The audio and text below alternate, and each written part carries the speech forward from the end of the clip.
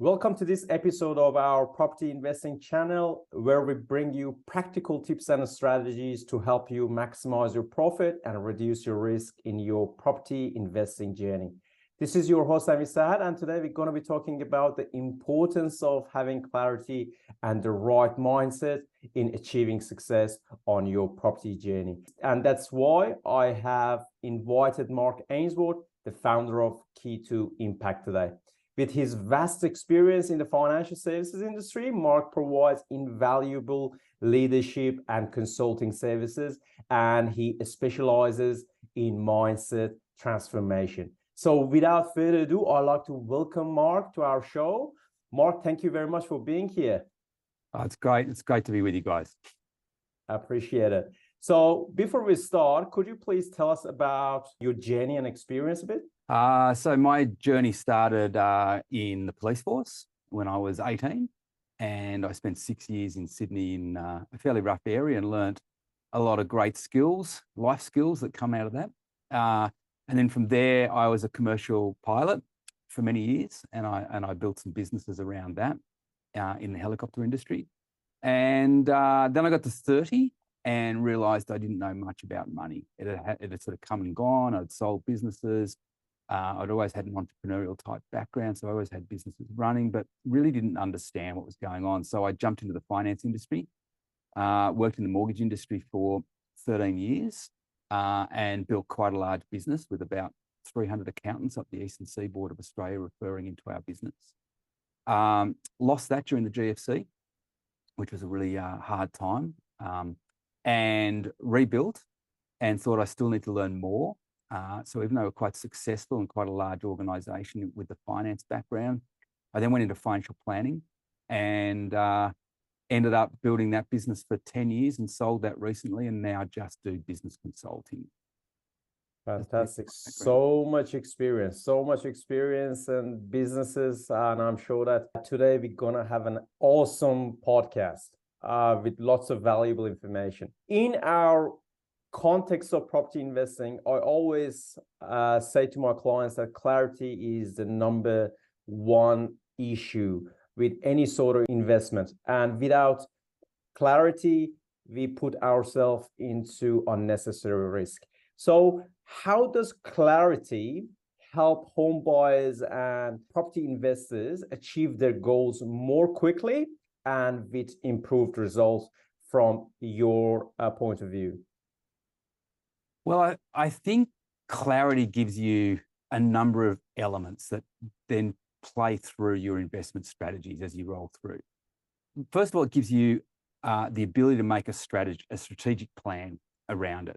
So without knowing where you want to go, you'll often just drift. You won't make decisions. Your team can't make decisions for you. And you end up sort of pushing on through life, and another 5 years is gone, and another 5 years is gone, and they happen pretty quick as you get older. And you don't have a real plan. So the plan comes from clarity. So when I used to financial plan, I used to sort of say, okay, where are you now at warts and all? Tell me everything about it. And what do you want? As best as you know, what do you want? Now, once you know those once you know those financial figures, and then you know a time frame, you can easily build strategies to move someone through that path. So without starting with being clear on what you're trying to achieve, especially in a property portfolio, you know, is it cash flow? Is it capital growth? Is it wealth creation? Is it leverage so that you can then leverage your money into other asset classes? What is the actual aim? Then you can build the plan. Once you've got a plan, you can then engage obviously all your team members into that plan. And it does a couple of things for it. It gives you more freedom because people can make informed decisions on your behalf because they know what the ultimate plan is. They know what the goal is and what you're really clear on what you're trying to achieve. So the decision-making process becomes much easier for that home buyer or the investor because they know strategically where we're going. A bit like playing a game of football. We know where the goalposts are, but we can be more flexible in how we kick the goal. But everyone knows what the ultimate aim is to kick a goal. So once you have clarity on what you're trying to do, what you're trying to achieve out of it, it allows the whole process to flow on from there. I 100% agree with you, Mark. However, I think in order to reach clarity, we need to have the right mindset and attitude in the first place. So how does having the right mindset can help home buyers and investors? Because without having the right mindset, it is impossible to reach to our clarity that we require for a successful investment, and we really don't work with the right people. Well, I think there's a couple of parts to that question, Amir. The first thing, how does mindset help you with the clarity? We all have experiences in life which are shaping how we think and how we believe life is, or how we believe something might be. So if you've had a bad experience with property or business, maybe you're going to lean toward this bias in your mind to think, oh, well, it's too risky. Okay. So there's a classic case of your mindset is potentially limiting what your clarity or what the outcome is that you're trying to achieve.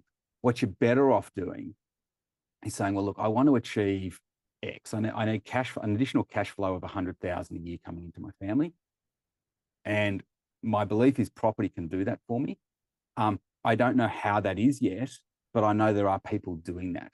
So I need the mindset to adopt the mindset of, well, what are those people doing?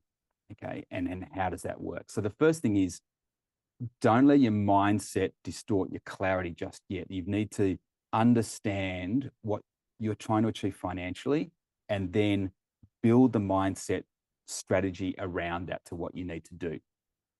There's the next part of that question, though, is there's a great book by Jim Collins, From Good to Great.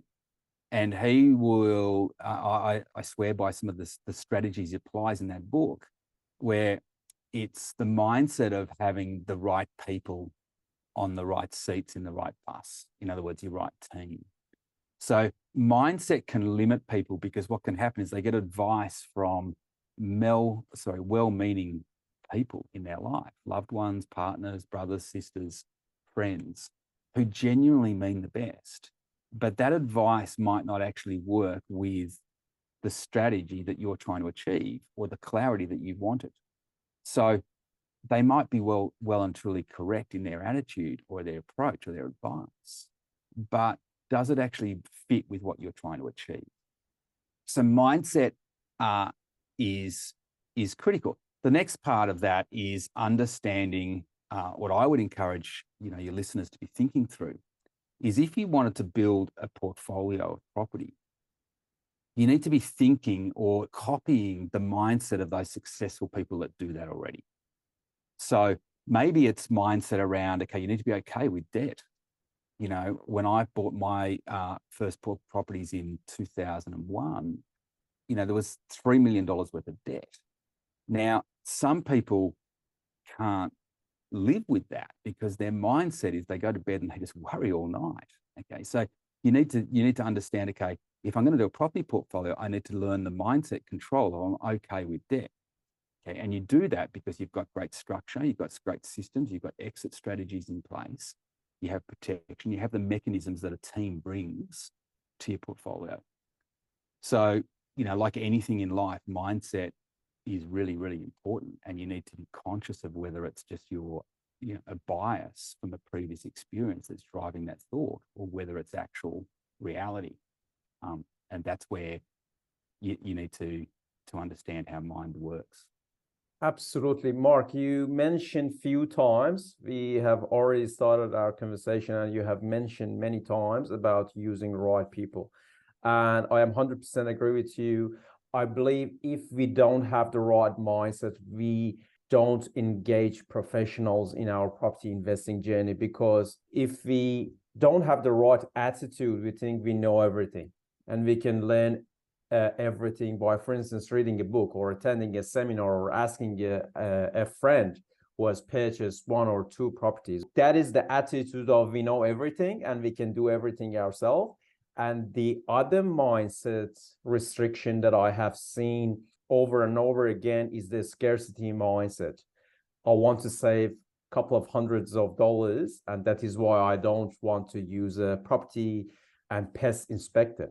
So they are risking $1 million of investment to save $500 or $600 or $700 by not engaging the right professional in the right time. So how do you think about that? Can people get successful before changing their attitude and mindset? Well, I think it'd be remiss to say you can't. You can, because you can get what's called lucky in life. You know, you can have a right set of circumstances that line up, a bit like when you put your Tatsaloto numbers in. I think it was the other day on the news that was talking about there's a 1 in 30 billion chance of winning the US lotto at the moment. You know, so yeah, sure, you can. Someone will win it at some point. But I think what the first thing I would be talking to your members about, or to your listeners, is you're right. There is this question of scarcity. Where can I save money? And I think you need to be resourceful and try and save money where you can. But there's places that you can save money, and there's places that you don't skip. And, you know, if they go back to their own industry, look at their own industry. So I know you work with a lot with doctors, with surgeons. You know, it's a team that gives you that end result. It's your skill, there's no doubt. But you need a team of nurses, anaesthetists, aftercare, post-care, pre-care, before you walk in and do your thing. And in any industry, it's almost the same. You know, if you're a veterinarian, there's a team that makes it work. And I think one of the bigger problems in the property world is, as you said before, it's $1 million transaction, $1 million plus these days. And depending on what your strategy is and what your clarity is, what you're going for, that might be $4 or $5 million purchases. So what people do wrong is they get emotionally attached in property. Property is one of those things that does do that. And I mean, if you look at the job of a property stylist in any sale process, their job is to emotionally disturb you, so that when you walk in, you go, oh my God, this is amazing. And the emotions kick in, and we know when emotions go up, intelligence drops, right? So therefore you start spending a couple of $100,000 over reserve because the emotions. So a property stylist's job is just to disturb your emotions. So when you're buying property, I'd be encouraging your listeners to say, just switch it. Let's say we were buying your surgery or your practice, or we're buying a business, and we're going to put $1 million on the table for a business. I bet there's a good chance that you'd be doing a hell of a lot more due diligence than what most people do in property. Now, a couple of reasons for that. One, there is this sort of stigma that, okay, with a property, you better know your numbers, you better know the market, there's lots of moving parts in it. And property, some people argue there's less moving parts. I would argue there's the same amount of moving parts, if not more, because it's a longer transaction. There's more risk in it because of the delayed gratification you need for property to get your returns. And so therefore, you want to make sure it's right. There's also so many other moving components in that. And if you don't have the team of professionals with a plan, with your plan, one of the biggest problems I used to see is that when we were financial planning and working with clients, when I used to be a financial planner, was there was a decision made to buy a property. And they would walk in, for instance, for their mortgage broker or to their bank and say, I want to buy a loan. And I want to buy a home, and I need a loan. But there is no consideration into the strategic plan that I want to do that for I want to buy one property every second year for 6 years and then hold those properties until retirement. Or I want to flip 2 properties because I need cash flow, and I want to maintain an ownership of this. And I'm not looking for capital growth, I'm just looking for cash flow from the property.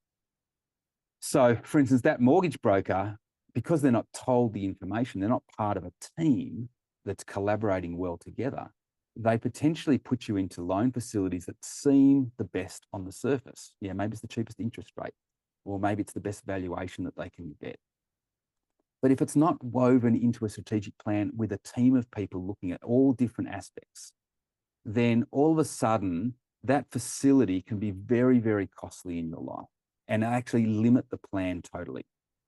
Just like if you have an accountant who gives certain advice, which could be around tax minimization or tax maximizing, reducing tax or asset protection, that might actually be a great piece of advice in isolation. But as a holistic approach, it might very well limit you. And there is case after case of examples of where... A very classic case. It is a very classic case that the mortgage brokers, in order to provide higher borrowing capacity, they tell you just to pay more taxes. And on the other hand, the accountant advised the client, in order to minimize your tax, do this and do that. And, they have certain strategy in place, but they are basically not satisfying the client's need, which is building a property portfolio. So Correct. This is what we call it holistic approach, and having a right team of people around you that work collaboratively instead of working in isolation. And your example was fantastic. It is a classic example of what we see on many cases, that the accountant give an absolutely correct strategy, but it only works for tax minimization, but it doesn't help the mortgage broker. And at the end of the day, the whole plan doesn't work because they are working in isolation. So I 100% understand the importance of that holistic approach that you mentioned. And I think your listeners, if you take one piece of advice from this podcast, it would be the team is critical to you achieving that end result. I brought this right back to what Tim Collins taught, which was the right people on the right bus in the right seats. And sometimes you outgrow those people and you need to move on. Sometimes the portfolio is beyond what they can handle, and you need to thank them for their time, but they're not adding the value. And I think you need to bring your team into group discussions. The old Chinese whispers is a real problem when you don't understand the industry totally. So we could have a conversation with a client of yours, put some strategy around it, and then ask them to try and convert that to their accountant, and then revert that information to their mortgage broker, and then to their solicitor. And I almost guarantee by the time it came around the full circle, it'd be totally different advice. So, I would encourage you to treat your property investment strategies with the respect that it needs with your team. So you wouldn't buy $1 million business and then never run maybe a quarterly meeting where you say, okay, I want to know what sort of conversion rates we're doing, what's our marketing strategy, where are we going, what's our cost blowouts, what do we need to do in case there's a recession in the next 6 months, what's our fallback position from a debt position if that occurs, how long is our runway, how long can we hold out. You would have all these sort of group intelligent discussions with the appropriate people around the board table. Yet with property, it sort of seems like this, I can just go and get one. I'll just get a mortgage broker. I know a good bloke who's a good mate of mine, etc. And no one collaborating, bring it together. I would strongly suggest every 90 days, you sit down with your team, you grab a coffee and you say, right, where are we at? What's happening in the market? Where are the opportunities? What's happening with the lending market? Where do we think lending is going over the next 2 years? My wife and I are planning on having a baby. What's that going to affect on things? I'm just getting divorced. I've got a new partner. What's my asset protection need to be in place? Does the lender allow for a second mortgage to protect my equity? Can I put the second mortgage in my wife's name so that if I go bankrupt and the properties are sold, we've got the equity tied up? These sort of questions that are just smart around a group table. And if you have the right team, you can sit back and watch these incredible discussions occur and learn through the process and, have a great successful property transactions. And Absolutely. I've seen time and time again through that, but it's about you having the right mindset that, sure, you can do your own bookkeeping to save $600 on it, or your own tax if that's what you think you can do. And you might be right and you might be okay. But if you're serious about treating property the way it needs to be treated and serious about getting the result that you want, whatever that result is, plug the experts that you need in and have those sort of conversations. I 100% agree with you. And I think that is really the risk of getting advice from colleagues and friends and, family members, because they're looking at, for instance, property investing only from one perspective and from their limited experience. But when you engage a right team, they're looking at the same topic with different perspective, and they share very valuable information that you cannot make your decision correctly without having all those information. Yeah. So I think it is important to bring different perspectives to the table, for sure, because that encourages you to actually model and brainstorm. Okay, well, that's a good point I never thought about, but I won't make my decision on to do something or not to do something. I'll just take on board and say, hey, I hadn't thought of that, but that's a really good question that I should be throwing to my team. 100% agree, 100% agree.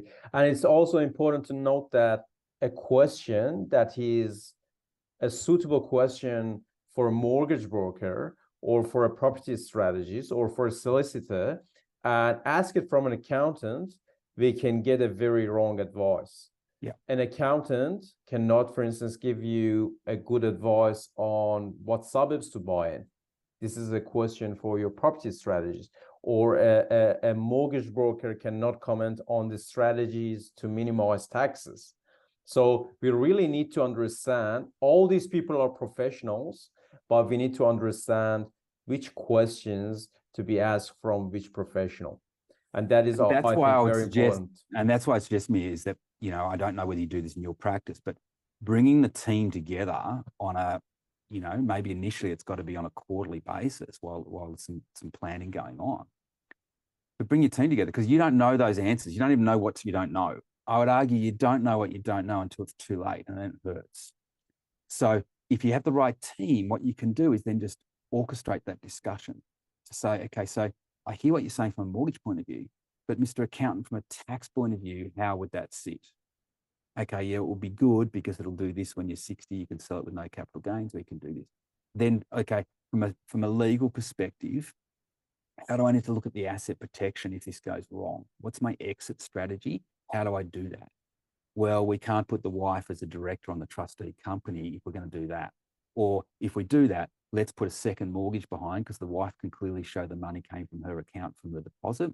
So therefore, she's entitled to put a second mortgage, just like the bank does, and protect the equity, because you're going to do another strategy. And if it goes wrong, then we make sure that asset and that equity is protected. Then you're sitting around a table and you just sit there and listen to really good experts bringing a strategy together. And it's liberating. It's the most powerful thing ever. And you learn so much. So you get to learn the knowledge. You get a great strategy that's going to support you, what you're trying to do in your clarity and what your goal was. And you can put your head on the pillow and rest and know that you've got the best of the best working around you. Absolutely. Absolutely. So we talked a lot about the importance of having the right team around us. But how should investors conduct due diligence when selecting their team to ensure they are adding maximum value to their investment journey? It's a great question. And unfortunately, there's no easy answer for it. Okay, I know a lot of people like easy answers. It's a question of interviewing and discussing 4 or 5. So I will always interview or discuss with 4 or 5 professionals. If they're going to come in my team, they're going to tell, I'd have a set of questions, and maybe we could do another podcast on what that might look like, Amir. But we could certainly, I would be having the questions for them. So for instance, for a mortgage broker, I was in the mortgage industry, right? A lot of mortgage brokers will pitch, oh, we represent 80 banks, because their aggregator, who they send the deals through to get the keys to the banks, as one of better word, represent 80 lenders. But I'd be asking them, how many lenders have you written for in the last 12 months? Now, if they say I've only written for 4 banks, that's okay. It's not the end of the world. But at least, you know, they're not sitting there with 80 bank lenders. They're sitting with 4. Now, those 4 might be fine. Then I would have some knowledge around, from my strategist, my property strategist, on questions for them around things like, how would you structure the loan? If I was going to buy a property and it was my first home, or it was a home for me and my partner, and we might turn into an investment property down the track, we're not sure. So in other words, we might sort of outgrow that and build another home, or get a different family home when we have a family. How would you structure the facility? And then I would shush and I would let them tell me. And because I have this experience in this world, I'd very quickly understand whether they were taking into account other factors other than just interest rates. Were they looking at the structure, which is really, really important in that example? like phenomenally important. It's not about the interest rate in that structure. So I think there's a bunch of questions you need to be asking your team. And unfortunately, it's one of those sort of chicken and eggs. You need a little bit of experience. So I'd either be engaging someone like yourself, Amir, someone that can go along into that meeting and actually have those conversations with you. So ultimately, your strategist should be your captain of your team, because they know what the strategies know. So you know the clarity of what you want. Your strategist is helping you build the plan, and then that strategist should be able to plug the right people into that team to make it work. And that's probably where I would start, is number one, the strategy. Because then once you know the strategy, you can go and ask questions like, if I want to buy 3 properties over the next 6 years, how would you structure my loan? Then I'll ask my accountant, if I wanted to do this. Now, I'm not interested in the accountant says, oh, but you shouldn't, be careful because the markets might fall in the next 6 months. That's an opinion. I'll take it on board, but I don't take it as a sole decision. I just say, how would you structure it and why would you structure it? So would you put them in a trust? Would you have them separate trusts? So it's a question of just asking lots of questions, then bringing those answers back into the table with the strategist. Or ideally, put them around a table together. And you'll soon see who is actually stepping up and add some smart conversations into this meeting and who are just really quite weak and just don't really know what they're doing.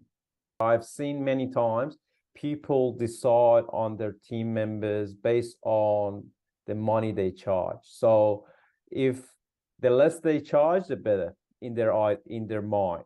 So they don't really use a professional that charge more than they think it is necessary, and they go with a cheaper one. So let's ask this question: how much money is too much for a service? I think you need to put into perspective a couple of points when you think through this. One, it's a mindset question. I believe that throughout life, you're going to get knowledge 2 ways. One, you're either going to pay for it with physical dollars, or you're going to pay for it through time and lost time and or mistakes. And both, in certain circumstances, are the right decision. Anyone with young children, I think sometimes all the answers, you've got to let them make the mistakes because they learn things in other ways. They learn resilience through making those mistakes. I think though, when you come into investing and we're talking about the sort of capital that we need to talk about when we're investing, like $1 million plus type properties, you need to be considering what's the cost, what's the real cost of getting it wrong? And where do I go? So, that advice is what you're paying for. It's a bit like when you take a car to a mechanic and, they open the bonnet, they twist one screw with their screwdriver, they shut the bonnet, it's all fixed, right? And they charge you $100. And you sort of sit there and think, $100 for that, come on, But you're not paying for that, as you know. You're not paying for his physical labor time. You're paying for the knowledge of he knew where to go. Absolutely. And what to do. Okay. And then what does that save you? Okay. It means you get to the plane on time, you get to your appointment on time. The ripple effect is huge by having your car working all of a sudden. So I think there's always this question of, okay, you always pay with dollars, that's the price, but what the value is to you is what you need to be thinking through.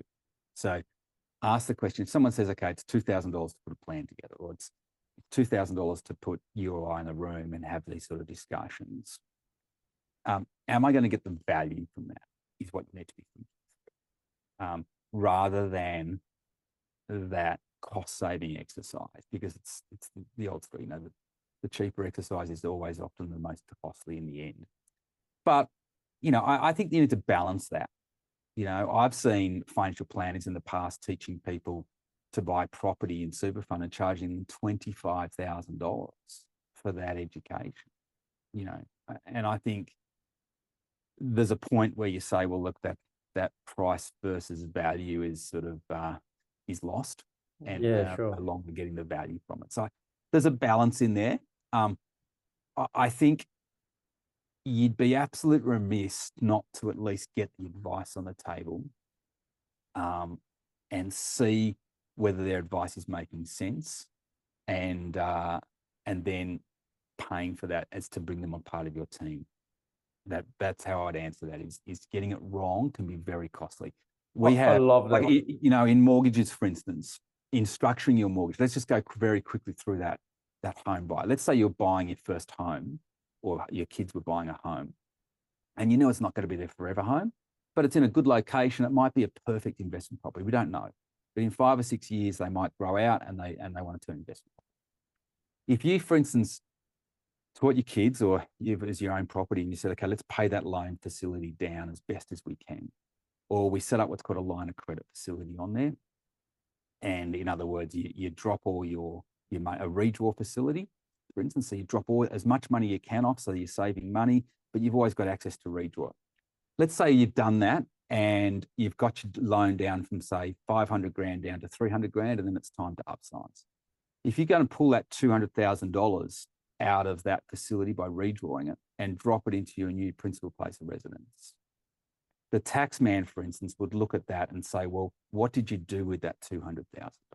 Regardless of it's secured by the investment property, it's what have you done? And so therefore that $200,000 will be totally non-tax deductible for you. So you're back into this world of paying after-tax dollars on that mortgage, while at the same time you've got an investment property earning you income where you can't offset the interest. So you sort of get a double hit. You're paying tax on income that you're earning, plus you're paying tax on the interest with after-tax dollars on your payment. So for instance, with your strategist, with a mortgage broker, if you said, this is what I'm planning on doing, I'm potentially going to turn into investment property, then they should be 100% be working with your accountant and with your financial planner and your strategist to say, okay, let's put an offset facility in. You still get exactly the same benefits where when the money's in that account, it's offsetting the interest. So it's just like dropping it off your home loan. But an offset facility, for instance, is a separate legal entity to your home loan.